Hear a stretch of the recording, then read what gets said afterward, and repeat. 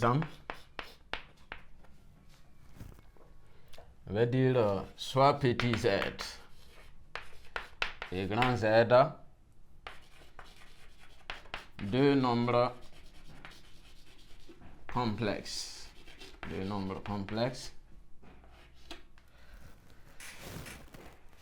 Tels que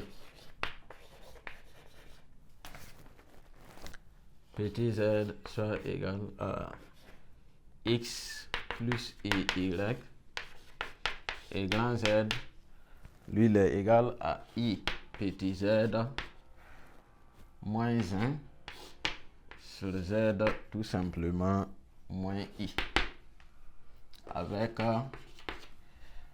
petit z différent de i. Donc, écrivons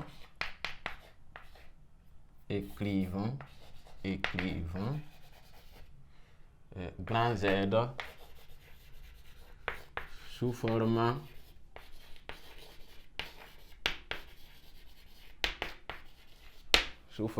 algébrique. Donc, vous voyez ici, nous avons une fraction et on veut le Z là sous forme algébrique. Ça veut dire sous la forme de A plus IB. Puis on a dit la forme algébrique, c'est quand le nombre complexe est écrit sous la forme algébrique. Donc, comment on va procéder? Z égale à IZ moins 1 sur petit z moins I. Alors, on a dit que le petit z vaut, lui, sa forme algébrique, c'est x plus iy. Donc, nous allons remplacer le petit z simplement par x plus iy. Donc, on va obtenir i en facteur de x plus iy moins 1, le tout sur x plus iy moins i. Donc, on va organiser, on va développer les i, ça fait ix. Donc, ici, on aura en développant i carré. Et i carré, ça fait moins 1. Moins 1 fois y, ça va donner moins y moins 1. Le tout sur x plus iy moins i, tout simplement. Donc, vous voyez, on peut regrouper ici comme on peut laisser, puisqu'on va prendre l'expression conjuguée pour que le i disparaisse au dénominateur. Donc, je peux factoriser par i pour avoir y moins 1, ou bien je peux laisser comme ça, tout simplement comme ça. Donc, moi, je vais préférer laisser comme ça. Alors, mais vous remarquerez déjà que lorsque je mets i en facteur, la partie imaginaire sera y moins 1. Donc, on a ix moins y moins 1 facteur. Donc, le conjugué de ça, ça fait x moins iy plus i, tout simplement. Donc, vous voyez, j'ai changé simplement les signes de là où il y a i. Donc, on a vu que x plus y moins i facteur de x moins iy, le tout plus i. Alors, on a vu que lorsque je multiplie un nombre complexe et son conjugué, ça donne tout simplement le carré de la partie réelle plus le carré de la partie imaginaire. Donc, qu'est-ce qu'on obtient? Au dénominateur, je peux dire simplement que ça va me donner x carré plus, alors vous retenez ici, j'avais dit que lorsque je mets i en facteur pour avoir sous la forme de a plus ib, le b sera tout simplement y moins 1, donc y moins 1 carré. Maintenant, au dénominateur, j'essaie de développer. Donc, si je développe, j'aurai ici ix carré.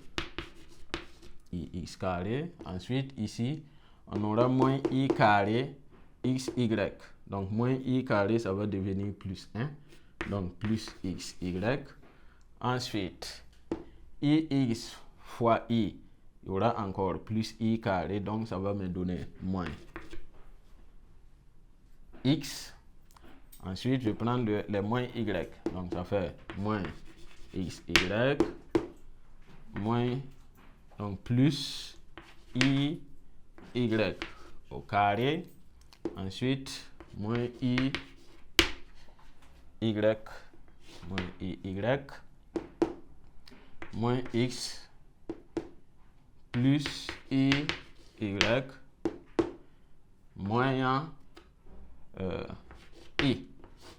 Le tout sur mon dénominateur qui est x carré plus y moins 1 au carré. Donc, c'est pour cela on a dit les règles de calcul concernant la multiplication, c'est la même chose que les règles dans R. Donc, après, maintenant, on va essayer de regrouper. Ici, on a plus xy moins xy. Ça va partir. Ensuite, on a quoi qui peut partir? On a... Je pense que c'est tout. D'accord, donc on regroupe. On aura moins ici. Ok, il y a ça aussi. Moins iy et iy qui peuvent partir. Donc, ça va nous rester tout simplement moins x, ça fait moins 2x. Ensuite, ça reste ici, ici et là. Donc, comme il y a i là-bas, je vais mettre le i en facteur et recopier tout simplement. Donc, ça fait ici x carré. Ensuite, là, y carré.